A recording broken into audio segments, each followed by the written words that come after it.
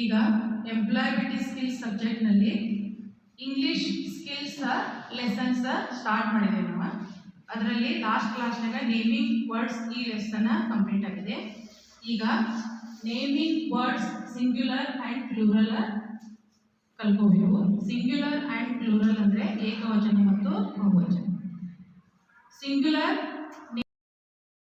ಅಂದರೆ ಏಕವಚನ ನಾಮಪದಗಳು ಕೇವಲ ಒಂದು ವ್ಯಕ್ತಿ, ವಸ್ತು, ಸ್ಥಳ, ಕಲ್ಪನೆ ಹೆಸರನ್ನು ಸೂಚಿಸ್ತವೆ.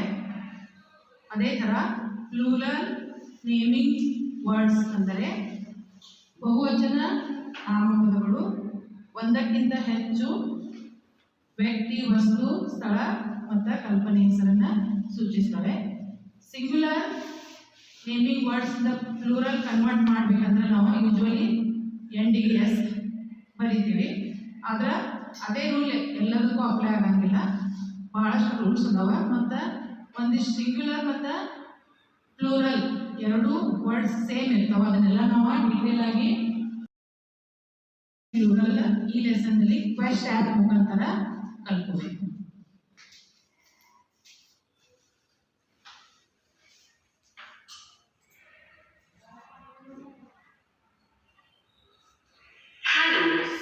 Welcome to the lesson Naming Words, Singular and Plural. I am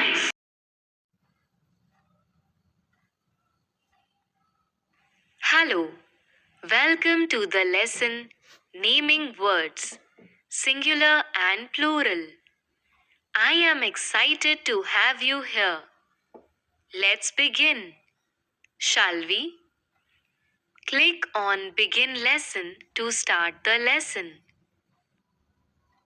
naming words singular and plural ಏಕವಚನ ಮತ್ತು ಬಹುವಚನ ನಾಮಪದಗಳು. ಈ ಪಾಠ ಕಲಿಯಲು ನಿಮಗೆ ಸ್ವಾಗತ. ಆರಂಭಿಸಲು ಬಿಗಿನ್ ಆಯ್ಕೆ ಮಾಡುವುದು. In this lesson, we will learn the difference between singular and plural naming words or nouns. How to use singular and plural naming words or nouns correctly. How to change singular naming words to plural naming words. In this lesson we will learn ಅಂದರೆ ಈ ಪಾಠದಲ್ಲಿ ನಾವು ಕಲಿಯುವುದು. ಈ ಪಾಠದಲ್ಲಿ ನಾವು 3 ವಿಷಯಗಳನ್ನು ಕಲಿಯುತ್ತೇವೆ. ಮೊದಲನೆಯದು the difference between singular and plural naming words R nouns. ಏಕವಚನ ಮತ್ತು ಬಹುವಚನ ನಾಮಪದಗಳಲ್ಲಿ ಇರುವ ವ್ಯತ್ಯಾಸ. How to use singular and plural naming words R nouns correctly. ಏಕವಚನ ಮತ್ತು ಬಹುವಚನ ನಾಮಪದಗಳನ್ನು ಸರಿಯಾಗಿ ಹೇಗೆ ಉಪಯೋಗಿಸುವುದು. How to change singular naming words to plural naming words. ಏಕವಚನ ನಾಮಪದಗಳನ್ನು ಬಹುವಚನ ನಾಮಪದಗಳಿಗೆ ಪರಿವರ್ತಿಸುವುದು. ಮುಂದಿನ ಪುಟ ಆಯ್ಕೆ ಮಾಡುವುದು. Before we start this lesson, let's understand what you already know about this topic and what you want to know about this topic. Drag and place the options in the appropriate box. The meaning of singular naming words. The meaning of plural naming words. How to change singular naming words to plural naming words. ಈ ಪಾಠ ಕಲಿಯುವ ಮೊದಲು ಈ ವಿಷಯದ ಬಗ್ಗೆ ಈಗಾಗಲೇ ನಿಮಗೆ ಏನು ತಿಳಿದಿದೆ ಮತ್ತು ಇನ್ನು ಮುಂದೆ ಏನು ಕಲಿಯಬೇಕಾಗಿದೆ ಅರ್ಥ ಮಾಡಿಕೊಳ್ಳುವುದು. Drag and place the options in the appropriate box. ಕೆಳಗೆ ಕೊಟ್ಟಿರುವ ಆಯ್ಕೆಗಳನ್ನು ಸರಿಯಾದ ಬಾಕ್ಸ್ನಲ್ಲಿ ಇಡುವುದು. ವಾಟ್ ಐ ಆಲ್ರೆಡಿ ನೋ ಅಂದರೆ ನನಗೆ ಈಗಾಗಲೇ ಏನು ತಿಳಿದಿದೆ. ಈ ವಿಷಯಗಳನ್ನು ಎಡಗಡೆ ಬಾಕ್ಸ್ನಲ್ಲಿ ಇಡುವುದು. What I want to learn ಅಂದರೆ ನನಗೆ ಇನ್ನು ಮುಂದೆ ಏನು ಕಲಿಯಬೇಕಾಗಿದೆ. ಈ ವಿಷಯಗಳನ್ನು ಬಲಗಡೆ ಬಾಕ್ಸ್ನಲ್ಲಿ ಇಡುವುದು. ಆಪ್ಷನ್ಸ್ ಅಂದರೆ ಆಯ್ಕೆಗಳು. ಮೊದಲನೇ ಆಯ್ಕೆ the meaning of singular naming words. ಏಕವಚನ ನಾಮಗಳ ಅರ್ಥ ನಮಗೆ ತಿಳಿದಿದೆ. ಆಯ್ಕೆಯನ್ನು ಎಡಗಡೆ ಬಾಕ್ಸ್ನಲ್ಲಿ ಇಡುವುದು. ಮುಂದಿನ ಆಯ್ಕೆ the meaning of plural naming words. ಬಹುವಚನ ನಾಮಪದಗಳ ಅರ್ಥ ನಮಗೆ ತಿಳಿದಿದೆ. ಆಯ್ಕೆಯನ್ನು ಎಡಗಡೆ ಬಾಕ್ಸ್ನಲ್ಲಿ ಇಡುವುದು. ಮುಂದಿನ ಆಯ್ಕೆ how to change singular naming words to plural naming words. ಏಕವಚನ ನಾಮಪದಗಳನ್ನು ಬಹುವಚನ ನಾಮಪದಗಳಿಗೆ ಬದಲಿಸುವುದನ್ನು ನಾವು ಇನ್ನು ಮುಂದೆ ವಿವರವಾಗಿ ಕಲಿಯಬೇಕಾಗಿದೆ. ಈ ಆಯ್ಕೆಯನ್ನು ಬಲಗಡೆ ಬಾಕ್ಸ್ನಲ್ಲಿ ಇಟ್ಟು ಸಬ್ಮಿಟ್ ಅಂದರೆ ಸಲ್ಲಿಸುವುದು. Very good. Sharing what you know and what you want to learn will help you improve your own learning. ಬಹಳ ಒಳ್ಳೆಯದು. ನಿಮಗೆ ಏನು ತಿಳಿದಿದೆ ಮತ್ತು ಮುಂದೆ ಏನು ಕಲಿಯಬೇಕಾಗಿದೆ ಇದನ್ನು ಹಂಚಿಕೊಳ್ಳುವುದರಿಂದ ನಿಮ್ಮ ಸ್ವಂತ ಕಲಿಕೆ ಸುಧಾರಿಸುತ್ತದೆ. ಮುಂದಿನ ಪುಟ ಓದುವುದು. Let's meet Radha and Saira. They recently joined a company as front office assistants. This is Radha's second job. She has an experience of 1 year as a front office assistant. Radha and Saira are at their front desk. Radha ಮತ್ತು ಸಾಯ್ರಾ ಇವರನ್ನು ಭೇಟಿಯಾಗುವುದು. ಅವರು ಸದ್ಯದಲ್ಲಿ ಮುಂಭಾಗದ ಕಚೇರಿ ಸಹಾಯಕರಾಗಿ ಸೇರಿಕೊಂಡಿದ್ದಾರೆ. ಇದು ರಾಧಾಳ ಎರಡನೆಯ ನೌಕರಿ. ಅವಳಿಗೆ ಮುಂಭಾಗದ ಕಚೇರಿ ಸಹಾಯಕಳಾಗಿ ಕೆಲಸ ಮಾಡಿದ 1 ವರ್ಷದ ಅನುಭವ ಇದೆ. ರಾಧಾ ಮತ್ತು ಸಾಯ್ರಾ ಇವರು ತಮ್ಮ ಮುಂಭಾಗದ ಕಚೇರಿಯ ಮೇಜಿನ ಕಡೆ ಇದ್ದಾರೆ. Their manager is organizing a training. She has asked Radha to make a list of the materials needed for the training. The list had these words: folders, notepads, printers, A4 sheets, stamp pads, whiteboard. Click here to know Saira's questions. ಅವರ manager ಒಂದು ತರಬೇತಿಯನ್ನು ಏರ್ಪಡಿಸಲಿದ್ದಾರೆ. ಅವಳು ರಾಧಾಳಿಗೆ ತರಬೇತಿಗೆ ಅವಶ್ಯಕತೆ ಇರುವ ಸಾಮಾನುಗಳ ಪಟ್ಟಿಯನ್ನು ತಯಾರಿಸಲು ಹೇಳುತ್ತಾರೆ. ಪಟ್ಟಿಯಲ್ಲಿ ಈ ಶಬ್ದಗಳಿವೆ: folders, note pads, printers, A4 sheets, stamp pads, white board. Sara ಇವಳ ಪ್ರಶ್ನೆಯನ್ನು ತಿಳಿಯಲು ಪ್ರಶ್ನಾರ್ಥಕ ಚಿಹ್ನೆಯನ್ನು ಆಯ್ಕೆ ಮಾಡುವುದು. Saira looked at the list. She knew the word folder. She did not understand why Radha wrote folders instead of folder. Radha had also added an S to the other words. Saira was confused. Shall we help her understand? Click on Yes button to help Saira. ಸಾಯ್ರಾ ಪಟ್ಟಿಯನ್ನು ನೋಡುತ್ತಾಳೆ. ಅವಳಿಗೆ folder ಶಬ್ದ ಗೊತ್ತು, folders ಗೊತ್ತಿಲ್ಲ. ರಾಧಾ ಇವಳು folder ಬದಲಿಗೆ folders ಬರೆದಿರುವುದು ಮತ್ತು ಎಲ್ಲ ಶಬ್ದಗಳ ಕೊನೆಗೆ ಎಸ್ ಬರೆದಿರುವುದು ಸಾಯ್ರಾಳಿಗೆ ಗೊಂದಲವಾಗುತ್ತದೆ. ಸಾಯ್ರಾಳಿಗೆ ಸಹಾಯ ಮಾಡಲು ಎಸ್ ಆಯ್ಕೆ ಮಾಡುವುದು. The word folder means one folder. The word folders means more than one folder. Folder ಅಂದರೆ ಒಂದು ಫೋಲ್ಡರ್, ಫೋಲ್ಡರ್ಸ್ ಅಂದರೆ ಒಂದಕ್ಕಿಂತ ಹೆಚ್ಚು ಫೋಲ್ಡರ್ಗಳು. ಈಗ ಮುಂದಿನ ಪುಟ ಓದುವುದು. When a naming word is used to name only one person, place, thing, or an idea, it is called a singular naming word. Let us take a look at the images given below. This is a printer. This is a chair. What are singular naming words? ಏಕವಚನ ನಾಮಪದಗಳು ಅಂದರೆ ಏನು? A naming word or noun that names only one person, place, thing or an idea is called a singular naming word or singular noun. ಯಾವ ನಾಮಪದ ಕೇವಲ ಒಂದು ವ್ಯಕ್ತಿ, ಸ್ಥಳ, ವಸ್ತು ಅಥವಾ ಕಲ್ಪನೆಗೆ ಹೆಸರನ್ನು ಕೊಡುತ್ತದೆ. ಅದಕ್ಕೆ ಏಕವಚನ ನಾಮಪದ ಅಥವಾ ಸಿಂಗ್ಯುಲರ್ ನೇಮಿಂಗ್ ವರ್ಡ್ ಎನ್ನುತ್ತೇವೆ. ಕೆಳಗೆ ಕೊಟ್ಟಿರುವ ಚಿತ್ರದಲ್ಲಿ ಕೇವಲ ಒಂದು ಪ್ರಿಂಟರ್, ಒಂದು ಕುರ್ಚಿ ಇದೆ. This is a printer, this is a chair ಎಂದು ಓದುವುದು. ಈಗ ಮುಂದಿನ ಪುಟ ಆಯ್ಕೆ ಮಾಡುವುದು. When a naming word is used to name more than one person, place, thing, or an idea, it is called a plural naming word. Let us take a look at the images given below. These are printers. These are chairs. What are plural naming words? ಬಹುವಚನ ನಾಮಪದಗಳು ಅಂದರೆ ಏನು? A naming word or noun that names more than one person, place, thing or an idea is called a plural naming word or plural noun. ಯಾವ ನಾಮಪದ ಒಂದಕ್ಕಿಂತ ಹೆಚ್ಚು ವ್ಯಕ್ತಿ, ಸ್ಥಳ, ವಸ್ತು ಅಥವಾ ಭಾವನೆಯ ಹೆಸರನ್ನು ಸೂಚಿಸುತ್ತದೆ ಅದಕ್ಕೆ ಬಹುವಚನ ನಾಮಪದ, plural naming word or plural noun ಎಂದು ಕರೆಯುತ್ತೇವೆ. ಕೆಳಗೆ ಕೊಟ್ಟಿರುವ ಚಿತ್ರದಲ್ಲಿ ಒಂದಕ್ಕಿಂತ ಹೆಚ್ಚು ಪ್ರಿಂಟರ್ಗಳನ್ನು ಮತ್ತು ಕುರ್ಚಿಗಳನ್ನು ತೋರಿಸಲಾಗಿದೆ. These are printers, these are chairs ಎಂದು ಓದುವುದು.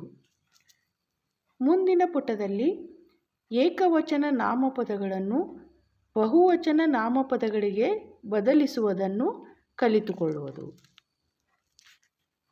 Plural naming words are formed by adding s, es, or ies to a singular naming word.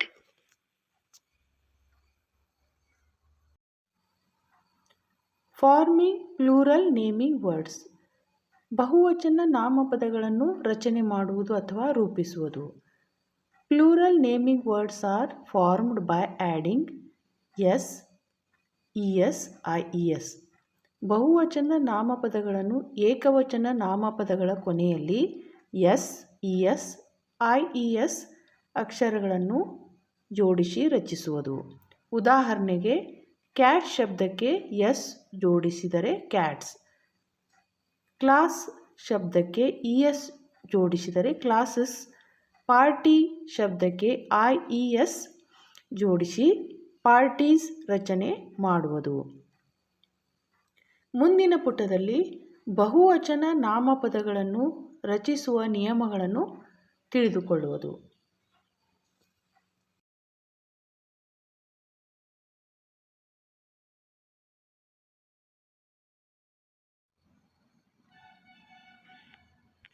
Most naming words are made plural by adding s at the end. For example, hammer, hammers, camera, cameras. Rule 1. Forming plural naming words with S. ನಿಯಮ 1.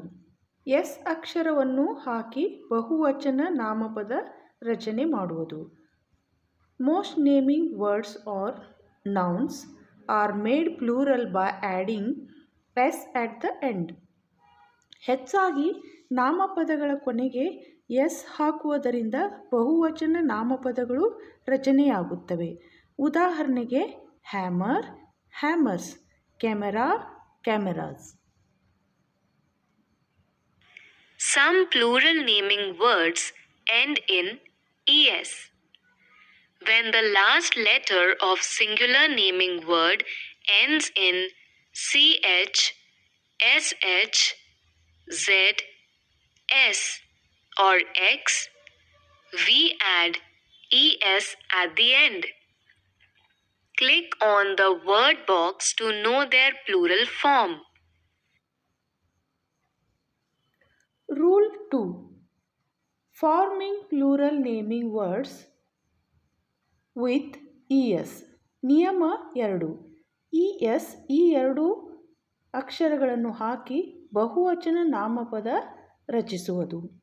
Some plural naming words end in es.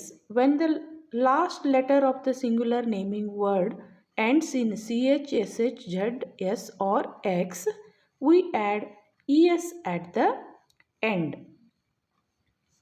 ಕೆಲವು ಬಹುವಚನ ನಾಮಪದಗಳು es ಅಕ್ಷರಗಳಿಂದ ಕೊನೆಗೊಳ್ಳುತ್ತವೆ. ಅದಕ್ಕೆ ನಿಯಮ: ಏಕವಚನ ನಾಮಪದಗಳ ಕೊನೆಗೆ ch, sh, z, s ಅಥವಾ x ಅಕ್ಷರ ಇದ್ದರೆ es ಸೇರಿಸುವುದು. ಉದಾಹರಣೆಗೆ, ಕೆಳಗೆ ಕೊಟ್ಟಿರುವ ಶಬ್ದಗಳನ್ನು ಆಯ್ಕೆ ಮಾಡಿ ಅವುಗಳ ಬಹುವಚನ ನಾಮಪದಗಳನ್ನು ಓದುವುದು. Lens, lenses. Quiz, quizzes. Box, boxes.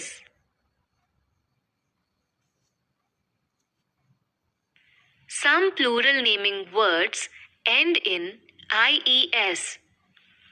When the singular naming word ends in a consonant, all letters except a, e, I, o, u plus y, we change y to I and add es.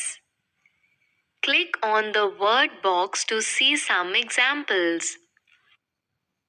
Rule 3. Forming plural naming words with ies. ನಿಯಮ 3. ies ಈ 3 ಅಕ್ಷರಗಳ ಸೇರ್ಪಡೆಯಿಂದ ಬಹುವಚನ ನಾಮಪದಗಳನ್ನು ರಚಿಸುವುದು. Some plural naming words end in ies. When the singular naming word ends in a consonant, all letters except a, e, I, o, u plus y, we change y to I and add es. ಕೆಲವು ಬಹುವಚನ ನಾಮಪದಗಳು ies ಅಕ್ಷರಗಳಿಂದ ಕೊನೆಗೊಳ್ಳುತ್ತವೆ. ಅದಕ್ಕೆ ನಿಯಮ: ಏಕವಚನ ನಾಮಪದಗಳ ಕೊನೆಗೆ English ವ್ಯಂಜನಗಳಾದ A, E, I, O, U ಮತ್ತು y ಇದ್ದರೆ y ತೆಗೆದು ies ಸೇರಿಸುವುದು. ಉದಾಹರಣೆಗೆ, ಕೆಳಗೆ ಕೊಟ್ಟಿರುವ ಶಬ್ದಗಳನ್ನು ಆಯ್ಕೆ ಮಾಡಿ ಅವುಗಳ ಬಹುವಚನ ನಾಮಪದಗಳನ್ನು ಓದುವುದು. Battery, batteries. Family, families. Body, bodies. Party, parties. ಈಗ ಮುಂದಿನ ಪುಟ ಓದುವುದು. Based on what you learned, answer the following questions. Click on the Begin button to answer the questions. Activity time. ಈಗ ಚಟುವಟಿಕೆ ಸಮಯ. Based on what you learned, answer the following questions. ಇಲ್ಲಿಯವರೆಗೆ ನೀವು ಕಲಿತಿರುವುದರ ಆಧಾರದ ಮೇಲೆ ಮುಂದಿನ ಪ್ರಶ್ನೆಗಳನ್ನು ಉತ್ತರಿಸುವುದು. ಅದಕ್ಕೆ ಬಿಗಿನ್ ಆಯ್ಕೆ ಮಾಡುವುದು. Drag each naming word and place it in the correct box. Drag each naming word and place it in the correct box. ಕೆಳಗೆ ಕೊಟ್ಟಿರುವ ನಾಮಪದಗಳಲ್ಲಿ ಏಕವಚನ ನಾಮಪದಗಳನ್ನು ಎಡಗಡೆ ಬಾಕ್ಸ್ನಲ್ಲಿ ಮತ್ತು ಬಹುವಚನ ನಾಮಪದಗಳನ್ನು ಬಲಗಡೆ ಬಾಕ್ಸ್ನಲ್ಲಿ ಇಡುವುದು. Pen, singular, pens, plural. Story, singular, stories, plural. Brush, singular, brushes, plural. Nurse, singular, nurses, plural. ಉತ್ತರಗಳನ್ನು ಸಬ್ಮಿಟ್ ಮಾಡುವುದು. You are right. ಸರಿಯಾದ ಉತ್ತರ. Choose the correct option. How many dash are there in the lab? Click on the submit button to check your answer. Choose the correct option. ಸರಿಯಾದ ಉತ್ತರ ಆಯ್ಕೆ ಮಾಡುವುದು. How many dash are there in the lab. ಈ ಪ್ರಶ್ನೆಯಲ್ಲಿ R ಶಬ್ದವು ಬಹುವಚನವನ್ನು ಸೂಚಿಸುತ್ತದೆ. Instrument ಇದು ಏಕವಚನ, ಇನ್ಸ್ಟ್ರೂಮೆಂಟ್ ಬಹುವಚನ. ಆಯ್ಕೆ ಮಾಡಿ ಉತ್ತರ ಸಲ್ಲಿಸುವುದು. Correct answer. ಸರಿಯಾದ ಉತ್ತರ. Choose the correct option. Do you have any dash? Click on the submit button to check your answer. ಸರಿಯಾದ ಉತ್ತರ ಆಯ್ಕೆ ಮಾಡುವುದು. Do you have any dash. ಈ ಪ್ರಶ್ನೆಯಲ್ಲಿ ಹ್ಯಾವ್ ಎನಿ ಶಬ್ದವು ಬಹುವಚನವನ್ನು ಸೂಚಿಸುತ್ತದೆ. ಗ್ಲೋ ಇದು ಏಕವಚನ, ಗ್ಲೋವ್ಸ್ ಬಹುವಚನ. ಆಯ್ಕೆ ಮಾಡಿ ಉತ್ತರ ಸಲ್ಲಿಸುವುದು. Correct answer. ಸರಿಯಾದ ಉತ್ತರ. Choose the correct option. These dash are not working. Click on the submit button to check your answer. ಸರಿಯಾದ ಉತ್ತರ ಆಯ್ಕೆ ಮಾಡುವುದು. These dash are not working. ಈ ಪ್ರಶ್ನೆಯಲ್ಲಿ ದೀಸ್ ಮತ್ತು ಆರ್ ಶಬ್ದಗಳು ಬಹುವಚನವನ್ನು ಸೂಚಿಸುತ್ತವೆ. ಸ್ವಿಚ್ ಏಕವಚನ, ಸ್ವಿಚಸ್ ಬಹುವಚನ. ಸ್ವಿಚಸ್ ಆಯ್ಕೆ ಮಾಡಿ ಉತ್ತರವನ್ನು ಸಲ್ಲಿಸುವುದು. Correct answer. ಸರಿಯಾದ ಉತ್ತರ. Choose the correct option. What is the plural form of the word company? Company. Companies. ಸರಿಯಾದ ಉತ್ತರ ಆಯ್ಕೆ ಮಾಡುವುದು. What is the plural form of the word company? Company ಈ ಶಬ್ದದ ಬಹುವಚನ ಏನು? ಕಂಪನಿ ಈ ಶಬ್ದದ ಬಹುವಚನ ಕಂಪನೀಸ್. ಆಯ್ಕೆ ಮಾಡಿ ಉತ್ತರ ಸಲ್ಲಿಸುವುದು. Correct answer. ಸರಿಯಾದ ಉತ್ತರ. Choose the correct option. What is the plural form of the word dictionary? Dictionary. Dictionaries. ಸರಿಯಾದ ಉತ್ತರ ಆಯ್ಕೆ ಮಾಡುವುದು. What is the plural form of the word dictionary? Dictionary ಶಬ್ದದ ಬಹುವಚನ ಏನು? ಡಿಕ್ಷನರಿ ಶಬ್ದದ ಬಹುವಚನ ಡಿಕ್ಷನರೀಸ್. ಆಯ್ಕೆ ಮಾಡಿ ಉತ್ತರ ಸಲ್ಲಿಸುವುದು. Correct answer. ಸರಿಯಾದ ಉತ್ತರ. Some naming words have the same singular and plural naming word. The following are some examples. Did you know ಅಂದರೆ ನಿಮಗೆ ಗೊತ್ತಾ? Some naming words have the same singular and plural naming word. ಕೆಲವು ನಾಮಪದಗಳಿಗೆ ಏಕವಚನ ಮತ್ತು ಬಹುವಚನ ಶಬ್ದಗಳು ಒಂದೇ ಆಗಿರುತ್ತವೆ. ಉದಾಹರಣೆಗೆ sheep, equipment, aircraft, fish, furniture. ಈ ಶಬ್ದಗಳ ಏಕವಚನ ಮತ್ತು ಬಹುವಚನ ಒಂದೇ ಆಗಿರುತ್ತವೆ. ಮುಂದಿನ ಪುಟ ಓದುವುದು. Here is a task for you. Find out by a Google search the plural of the following words: community, resume, workplace, desktop, colleague, allowance. Use them in sentences of your own. ಈಗ ನಿಮಗೆ ಒಂದು ಕೆಲಸ. Google search ಮಾಡುವುದರ ಮೂಲಕ ಕೆಳಗಿನ ಶಬ್ದಗಳಿಗೆ ಬಹುವಚನ ನಾಮಪದ ಕಂಡುಹಿಡಿಯುವುದು ಮತ್ತು ಅವುಗಳನ್ನು ನಿಮ್ಮ ವಾಕ್ಯದಲ್ಲಿ ಬರೆಯುವುದು. ಶಬ್ದಗಳು: community, resume, work place, desktop, colleague, allowance. ಮುಂದಿನ ಪುಟ ಓದುವುದು.